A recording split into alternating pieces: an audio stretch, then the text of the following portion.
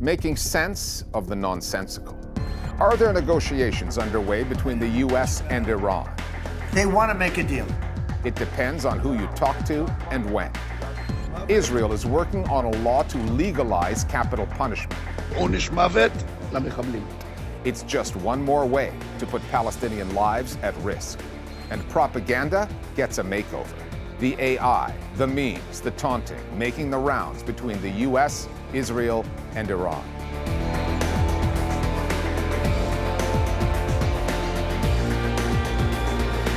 It was Mark Twain who said that war is God's way of teaching Americans about geography. 4 weeks into the war on Iran, this one has taught Americans about a few other things, like oil markets, shipping lanes, gas prices, and what effective diplomacy does not look like. The pivots, U-turns, hints, and contradictions coming out of the White House are confounding for journalists to cover and almost impossible for analysts to dissect. Iran is trying to turn that inconsistency to its advantage in shaping its own narrative. And there is an intriguing, potentially consequential debate taking place outside of the mainstream, inside the MAGA media sphere. It's focused on a couple of basic questions. Why is the U.S. involved in this war in the first place? And where does America and the MAGA movement go from here? At times, the incoherent messaging coming out of the Trump White House on the war in Iran has been cartoon-like, reflected in caricatures like this one, published by the Atlanta Journal-Constitution, on the lack of pre-war preparation. Or in memes, mocking the negotiations with Iran that Donald Trump says are taking place, talks that Tehran denies and describes as the Americans talking with themselves. On occasion, there is no doubt about who Trump is talking to: the markets, oil traders, ratcheting up the rhetoric or tamping it down, depending on the day of the week. This is the first time that a war was being fought, not just on the battlefield, but in the media to manipulate the markets. Trump, at the beginning of the work week, suggesting that he's looking for an exit ramp, de-escalating. And then by Friday, when the markets close, he is threatening to blow up power plants and commit war crimes, all intended to reduce the impact of the war on the markets and reduce the pressure the president is feeling because Americans are feeling it. I won't use the word war because they say if you use the word war, that's maybe not a good thing to do. So I'll use the word military operation.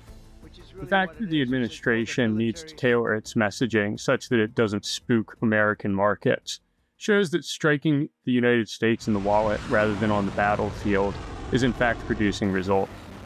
So the risk for the administration is even that, as it might be putting a Band-Aid on markets in the day-to-day, in the long run, it could well encourage the Iranians to hold steady or even to escalate in their strikes on American economic interests. With Americans already paying the price for this war through their pocketbooks, the criticism from Trump's Democratic opponents is to be expected. It goes well beyond that, however. Denunciations are coming from non-partisan voices, like this former official at the U.S. military's intelligence agency. I'm very worried that Trump is gearing up to send hundreds, if not thousands, of U.S. troops to die for no reason. And from this former director of the CIA, who worked under both Republican and Democratic administrations. Well, I tend to believe Iran more than I do Donald Trump, because he could not acknowledge the truth even when he's slapped in the face with it repeatedly. Those voices were platformed on 24/7 news channels, mainstream outlets. The criticism from within the MAGA movement is being sounded elsewhere. I can't be a part of this in good conscience, and I need to do everything I can to actually speak out about it. After Joe Kent, Trump's ex-chief of counterterrorism, quit his job, saying that Iran posed no imminent threat to the U.S., and blaming Israel for pressuring Trump to go to war, Kent steered clear of mainstream news channels. He took his message to podcasters, mostly conservative ones, instead. And no wonder, given the conflationary spin that Kent's story got from the likes of Jake Tapper at CNN. How did somebody like this get a position like this in government given his anti-Semitic views? A legitimate question. I'm personally glad he's gone. There is just a suspicion of the mainstream media on the right in America. And within Washington, there has always been a tacit awareness of the influence of Israeli interests on American foreign policy in the Middle East. Kent is trying to get out ahead of his narrative. He is trying to put his own story out there before his various opponents can put out information that would suck up all the oxygen. People like Kent, correctly see that much of U.S. mainstream media remains beholden to this pro-Israel foreign policy consensus, that the main demographic of places like Fox News is going to be older voters. But so far, this has been a remarkably coherent two-nation coalition against Iran, who have been raised on decades of reflexive U.S. support for Israel. So rather than reaching for them, he's going on the podcast circuit. People like Tucker Carlson and Joe Kent can tell where the wind is blowing. Among the American institutions suffering collateral damage after the attacks on Iran is Donald Trump's MAGA movement. A schism has developed within it, since Trump has long preached about bringing an end to America's forever wars. I'm not going to start a war, I'm going to stop wars. On one end of the MAGA divide, ex-Fox News hosts Tucker Carlson and Megyn Kelly, along with far-right figures like Alex Jones and the former Congresswoman Marjorie Taylor Greene. All are critical of the war and the role that they say Israel played in getting Donald Trump to join in. It's universally recognized at this point, pretty much, that continuing this war with Iran is not in the identifiable interest of the United States. In fact, from the beginning, this has all been very much in Israel's interest, and literally no one else's. They've been going at it with other influential conservatives, like two pro-Israel voices, podcaster Ben Shapiro and current Fox News host Mark Levin, who recently had Joe Kent on a podcast where they talked about who Donald Trump is listening to these days. I believe that he was influenced by the media echo chamber and by the Israeli... Well, maybe he's influenced by your media echo chamber. It is an unprecedented civil war within MAGA, and the movement may never be the same. Americans across the political spectrum have had declining trust that our leaders are acting in the interests of the American people. There's a pervasive sense that our government is bought up and sold to the highest bidder. And Trump has been able to tap into that discontent to rail against the deep state. And many Americans, including the MAGA base, are wondering if Trump himself has been bought out by the very establishment that he railed against. And MAGA is going to battle it out. And where this comes to a head is in the positioning for 2028. Where is J.D. Vance? Where is Marco Rubio?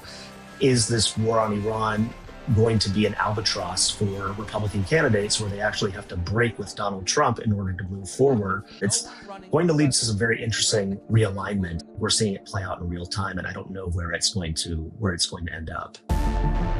Polls that look at the bigger picture, the entire U.S. electorate, indicate that roughly 6 out of 10 Americans oppose Donald Trump's war on Iran, with an even greater majority saying his administration has failed to explain the rationale behind it.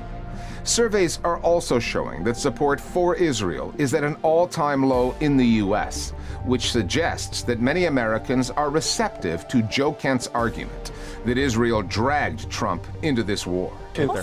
Yet the growing dissatisfaction in the U.S. over Israel's influence on American politics is a storyline, a contextual one, that many in the mainstream media refuse to take on. What's the answer? The Israeli government cannot allow Iran to ever be in a position again to do to them what they did on October the 7th. The polling shift against Israel is unprecedented in the last 80 years.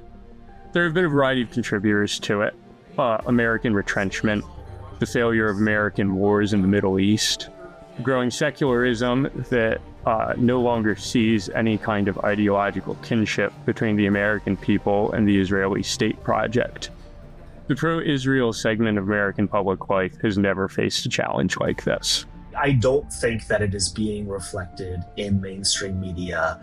The fact that more Americans now have a negative view of Israel than a positive one. And when it is addressed, it's as this strange phenomenon, almost an uncomfortable phenomenon for these corporate media folks to be reporting on.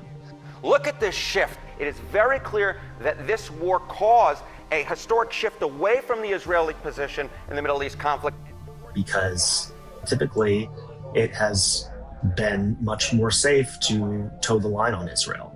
But now ordinary Americans are saying it, and mainstream media have not caught up. Our mainstream media in this country it has marched in lockstep for many decades with the broader interests of the U.S. right and the Israeli right. It's long overdue to ask questions like, is Iran really posing an existential threat to the U.S.? Are decades of belligerent Israeli policies playing a role here? So I'd like to see more criticism from mainstream media right now. Israel, I think, will retaliate, and that will be an escalation. Yes, indeed. These are very scary times, so thank you for going through it with us. Under the cover of its regional wars against Iran and Lebanon, this week, the Israeli legislature moved a step closer to legalizing the execution of Palestinian prisoners there. Ryan Kohls is here with more. The Knesset, the Israeli parliament, has approved the first vote on a bill that introduces a mandatory death penalty by hanging. This applies to any Palestinian convicted of killing Israelis in attacks defined as terrorism or motivated by hatred. Security Minister Itamar Ben-Gvir, backed by his Jewish Strength Party, has advocated for the legislation ever since taking office, but faced significant opposition over concerns it could complicate efforts to free Israeli hostages in Gaza. Ben-Gvir's PR campaign promoting the new law included an appearance at a Jerusalem museum in front of some gallows. השר, ראיתי שהאיראנים אומרים שאתה מת. אני מת להוציא מחבלים להורג. עונש מוות למחבלים. In another, he's seen visiting prisons and making a spectacle of Palestinians behind bars. אנחנו כאן בסיור בכלא עופר, זה פשוט גאווה. להגיע לבית כלא כזה, בית כלא של הנוח'בות, המחבלים, השפלים שבשפלים. Always repeating the same slogan. עונש מוות למחבלים. כל מה שהיה כאן לקחנו, אבל חייב להיות עוד משהו אחד. עונש מוות למחבלים. Those convicted under the new bill won't require judicial unanimity, with executions to be carried out within 90 days of approval by the Israeli Prison Service. Israeli reports say that even Prime Minister Netanyahu, who is wanted by the International Criminal Court for war crimes, considers the legislation harsher than U.S. capital punishment laws and risks drawing further scrutiny to Israel. Since the October 7th attacks, Israel has sharply escalated its violations against Palestinian prisoners held in torture camps, where they face starvation, sexual violence, denial of medical care, and often death. As of March 2026, more than 9,000 Palestinians are living under those conditions. Thanks, Ryan. Propaganda isn't what it used to be. The ways that wars are sold to various publics are transforming. It's not just the technology at play, it's the tone of the messaging. There are more memes, more trash talk and mockery of the adversary through AI-driven animations designed with virality in mind. And it can go both ways. The propaganda coming out of Washington and Tel Aviv dispenses with restraint. The narratives are often contemptuous, sprinkled with triumphalism. Tehran's messaging has been no less aggressive, but more disciplined, focusing on the illegality of the U.S.-Israeli attacks and Iran's right to self-defense. The Listening Post's Meenakshi Ravi now on propaganda's new look, the shift from the persuasive to the performative in the selling of a war. Here comes the, y'all don't really want it like. I don't think any wartime propaganda is good, but I didn't think I'd be saying, wow, there's better wartime propaganda and worse wartime propaganda, because what we're seeing now is really an absolute disregard for the severity, seriousness of war. When we are finished, take over your government. It will be yours to take. At the helm of this war, there are two personalities, Donald Trump and the Secretary of Defense, Pete Hegseth. Both of these individuals are known for their obsession with spectacle, and using that to create this messaging that drowns out any sense of nuance, purpose, and simply focuses on domination. They have to distract from the fact that they shredded 175 school children, from the fact that U.S. troops are dying, from the fact that they're spending $1 billion a day, or that gas prices are shooting through the roof and the Strait of Hormuz is closing to all kinds of traffic. Those are not good looks for the administration. And the alternative is to create media spectacle. Wake up, Daddy's home. In an era where the word unprecedented seems overused, this video, this piece of war propaganda produced by the government of the United States and released a week after the USA and Israel launched an illegal war on Iran, this was definitely unprecedented. I'm here to fight for truth and justice in the American way. The video was a chaotic fast cut of Hollywood clips with snatches of bombastic dialogue spliced together with footage of bombs falling on Iranian targets. The grainy black and white explosions were not followed by images of those who were killed, like the more than 170 civilians, most of them children, who were amongst the first to be struck in this war.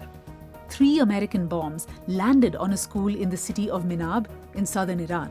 Bombs like those are nothing more than raw material for the Trump administration's social media team that has churned out clip after clip of dehumanizing war as entertainment content. You want to see me do it again? The gamification of war really starts in the 1970s and then starts to build with the first Gulf War in the 1990s, then really take off. The shock and awe campaign was kicked off over Iraq with thunderous explosions. Where you have the invasion of Iraq, but also game companies giving players gameable experiences based on the war. And you have the average American citizen being invited on every level to kind of step into the boots of the soldier. Mortar fire! Incoming! And I think that matters because soldiers are not charged with asking critical questions. The American people are. Congress and the American public and a civilian president have the final say as to whether the military will be activated. So the gamification of war really throws a wrench into that whole process. It submerges and depresses that critical instinct. I think the point here is to trivialize US violence by turning it into a viral trend and turning it into entertainment. And I think, this is a broader point that we need to make here. One of the purposes of holding war, holding violence with a level of sobriety and seriousness is because it implies a regard for human life, human rights, human values. Now, if you remove that and you trivialize it, what you're doing is just saying, we don't care about human rights. Maximum lethality, not tepid legality.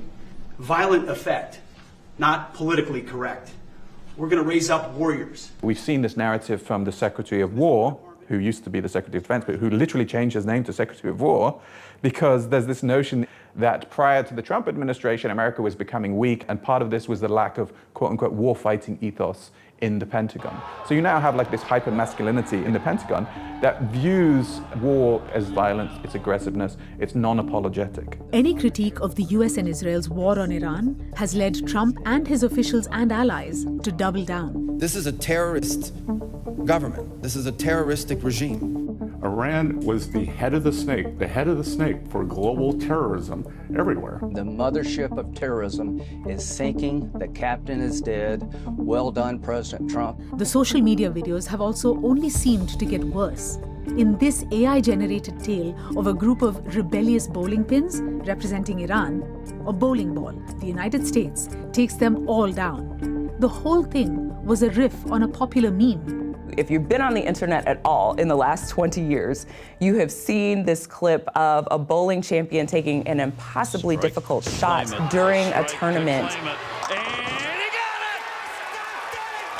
That meme has been excerpted over the years and used for a number of things. In this specific instance, it is turned into the US taking strike against Iran. The bowling pins have become representatives of Iran. So they're standing there, they're holding these signs, and here comes the US of A in the form of a bowling ball down the lane that completely takes them out. It's a cartoon version of events, and it turns it into something that is entertaining and builds on mimetic muscle memory that people who are really into pop culture have. Well, I have kids and I watch a lot of AI slop, and this would fit right in. It is so silly, but the fact that it's coming out of the White House tells us something about how seriously they're taking this conflict. And they're signaling to the American people that they don't really care to do a proper campaign that explains in detail why blood and treasure is being committed to this, why we're putting troops in danger, why we're spending $1 billion a day, why innocent civilians are dying on the ground. They're not explaining that. They're doing something quite different. If we look at the genesis of where this type of information mimetic warfare came from, we really saw this take off after October the 7th, and the Israeli and the IDF communications and the official Israeli accounts really did get into this mimetic warfare using cartoons, using videos to try and trivialize Palestinian suffering, to trivialize genocide. This war, regardless of the many explanations we've given, is a joint US-Israeli war. It is a great honor for us to fight with you. You're doing a great job. Thank you very much. Likewise, gentlemen. And so it does not surprise me to see that we're seeing the same aesthetic blend between Israeli and US accounts in the perpetuation of this mimetic war. The aesthetic blend on one side of this war is contrasted by a significant aesthetic break with the other side. The pithy, bombastic, triumphant tweets from Washington, D.C. and Tel Aviv couldn't be more different from the detailed and outraged messaging from Tehran. When we're thinking about the comparison of messaging between what's coming out of the Trump administration and what's coming from Iran, you've got entertainment and propaganda on one side, whereas the messaging that's coming from Iran, you've got very specific messages that talk about the nature of the conflict, the scope of the conflict, and how Iran is able to defend itself and why it should be able to defend itself. That discipline is quite different, and it should be a warning sign to those of us in the United States that while our country is engaging in propaganda that draws on pop culture messaging, the enemies that have been positioned for us are not thinking about this in the same way. It is a very serious matter for them.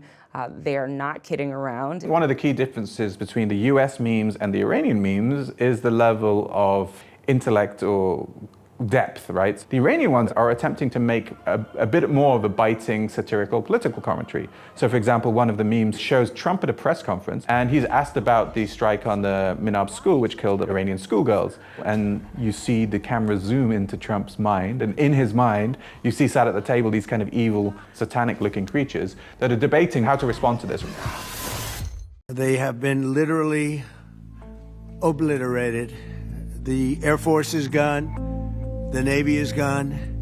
This is a real red flag for democracy. The Trump administration doesn't think that the American public or Congress should be asked for permission.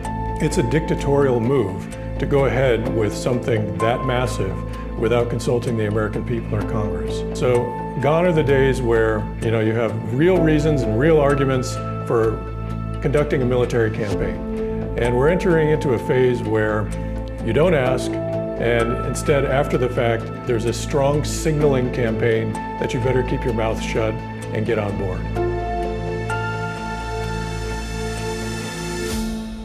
And finally, skilled politicians are able to read the room, take the pulse, and seize the moment, along with the power that sometimes comes with that. It is no secret that Gavin Newsom, the Democratic governor of California, has his eye on 2028 and the White House. An avid supporter of Israel, Newsom edged away from that position about a month ago when discussing Benjamin Netanyahu and quoting New York Times columnist Thomas Friedman, he described Israel as an apartheid state. He's got folks, the hard line, that want to annex the West Bank. I mean, Friedman and others are talking about it appropriately, sort of an apartheid state. Newsom was breaking with the Democratic Party's long-held position, echoing what human rights advocates have argued for years. Then, weeks later, came the reversal in an interview on a political podcast. Do you regret using the word apartheid to describe Israel? I used it, I do in this context. Yeah. Do I consider myself a Zionist? Yes. I believe, I revere the state of Israel. I'm proud to support the state of Israel. Yes. So, with Gaza still under siege, Iran and Lebanon under attack, polls showing that American public opinion is turning against Israel, and social media reflecting the same. Despite all of that, Newsom walks it back and says he still reveres Israel. It is an all too familiar flaw in politics, the inability or unwillingness to see when one's principles may actually play to one's political advantage.